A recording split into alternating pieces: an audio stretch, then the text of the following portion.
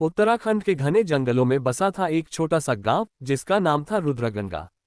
ये गांव चारों ओर से ऊंचे ऊंचे पर्वतों और घने जंगलों से घिरा हुआ था। सूरज की किरणें यहां तक मुश्किल से पहुंच पाती थीं और रातें इतनी स्याह होती थीं कि चांद भी डरकर बादलों के पीछे छिप जाता था। गांव वाले अक्सर कहानियां सुनाते थे, कहानियां उन आत्माओं की जो जंगल में भटकती थीं और उस रहस्यमयी प्राणी की जिसे वे हिरन की आंखों वाला आदमी कहते थे। कहते हैं वह कोई साधारण इंसान नहीं था। उसकी आंखें हिरन की तरह चमकती थीं, गहरी, काली और ऐसी जो आपकी आत्मा को भेद देती थीं। गांव के बुजुर्गों का मानना था कि वह कोई शापित आत्मा थी जो जंगल में भटकने के लिए अभिशप्त थी। कोई कहता वह एक जादूगर था जिसने जंगल की आत्माओं से सौदा किया था। कोई कहता वह खुद जंगल का हिस्सा बन चुका था। लेकिन एक बात पर सभी सहमत थे, उसके साथ आंखें मिलाने वाला कोई भी जीवित नहीं बचा। रुद्रगंगा में एक नया चेहरा आया था, विक्रम। वह शहर से था, एक पत्रकार जो रहस्यमयी कहानियों की खोज में गांव आया था। उसने हिरन की आंखों वाला आदमी की कहानी सुनी थी और इसे एक सनसनीखेज लेख में बदलना चाहता था।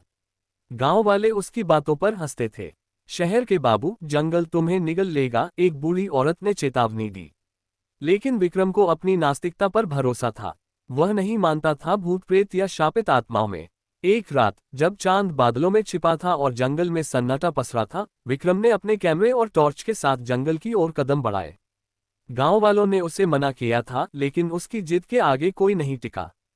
जंगल का रास्ता टेढ़ा मेढ़ा था और हर कदम पर पेड़ों की शाखाएं उसे छूने की कोशिश करती थीं।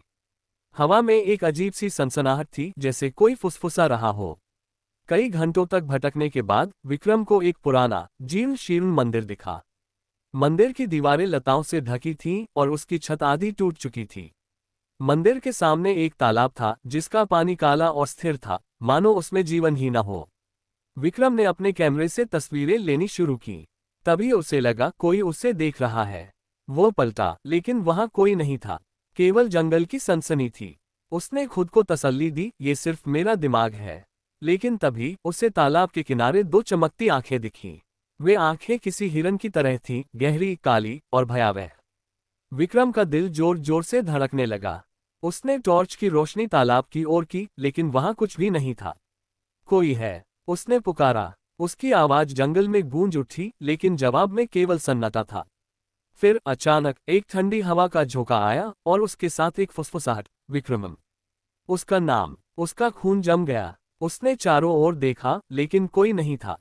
वह मंदिर की ओर बढ़ा, सोचकर कि शायद वहां छिपने की जगह मिले। मंदिर के अंदर एक मूर्ति थी, एक विचित्र, आधा इंसान आधा हिरन जैसी मूर्ति। उसकी आंखें पत्थर की थीं, लेकिन उनमें भी वही चमक थी जो उसने तालाब के पास देखी थी। विक्रम ने मूर्ति को छुआ और तभी उसे एक झटका सा लगा। उसका कैमरा जमीन पर गिर गया और उसकी टॉर्च बुझ गई। अंधेरे में वह फिर से सुनाई दी वही फुसफुसाहट, तूने मुझे देख लिया। विक्रम ने भागने की कोशिश की, लेकिन उसके पैर जम गए। उसे लगा जैसे कोई अदृश्य शक्ति उसे जकड़ रही हो। तभी सामने से वह आया, हिरन की आंखों वाला आदमी। उसका चेहरा धुंधला था, लेकिन आंखें साफ थीं, चमकती, भेदती और अमानवीय। तूने मुझे क्यों बुलाया? उसकी आवाज गहरी और खोखली थी, जैसे जंगल की गहराइयों से आ रही हो। विक्रम चीखना चाहता था, लेकिन उसकी आवाज गले में अटक गई। उसने अपनी आंखें बंद कर ली, लेकिन वह चेहरा, वह आंखें उसके दिमाग में छप गई थीं। अगली सुबह गांव वालों ने जंगल में विक्रम का कैमरा और टॉर्च पाया। उसका कोई नामोनिशान नहीं था। कैमरे में आखिरी तस्वीर थी, एक धुंधली छवि जिसमें दो चमकती आंखें थीं। गांव वाले उस तस्वीर को देखकर कांप उठे। उन्होंने मंदिर को फिर से बंद कर दिया और गांव में एक नई कहानी शुरू हो गई, विक्रम की कहानी, जो हिरन की आंखों वाले आदमी का शिकार बन गया।